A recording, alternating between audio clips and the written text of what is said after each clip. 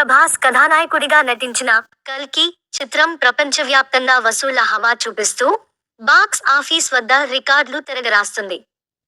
ఈ క్రమంలో ఈ ఏడాది అత్యధిక వసూళ్లు సాధించిన తొలి చిత్రంగా నిలిచి పలు రికార్డులను బద్దలు కొట్టింది. మొదటి వీకెండ్లో అత్యధిక వసూళ్లు రాబట్టిన చిత్రంగా కల్కి నిలిచింది. ఇప్పటివరకు జవాన్ మొదటి వీకెండ్లో 505 కోట్ల రూపాయలు పేరిట ఉన్న రికార్డును దాటేసింది. మలేషియాలో సలార్ పేరిట ఉన్న అత్యధిక వసూళ్ల రికార్డును కూడా కల్కి తమిళ వెర్షన్ అధిగమించింది.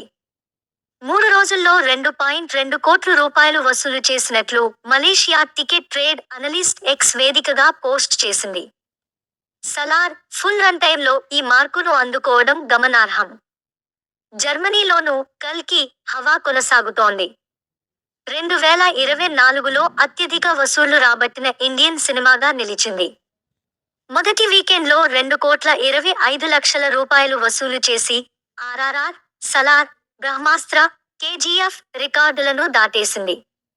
ఇక నార్త్ అమెరికాలో మొదటి వీకెండ్లోనే $1 మిలియన్ దాదాపు 90 కోట్ల రూపాయలు రాబట్టిన తొలి భారతీయ చిత్రంగా నిలిచింది. వరల్డ్ బాక్సాఫీస్ను కూడా కల్కి షేక్ చేస్తోంది. ఇన్సైడ్ అవుట్, ఏ క్వైట్ ప్లేస్, 1 చిత్రాలకు దీటుగా వసూళ్లు రాబడుతూ 3వ స్థానంలో నిలిచింది.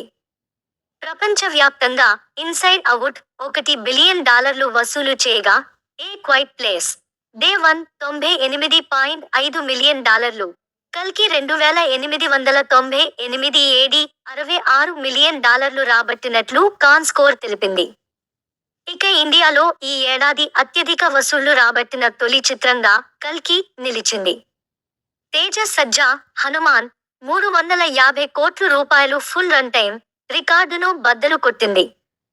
ఈ ఏడాది తొలిరోజు అత్యధిక వసూళ్లు రాబట్టిన చిత్రంగానూ కల్కి నిలిచింది. ప్రపంచవ్యాప్తంగా తొలిరోజు 191.5 కోట్ల రూపాయలు వసూలు చేసింది.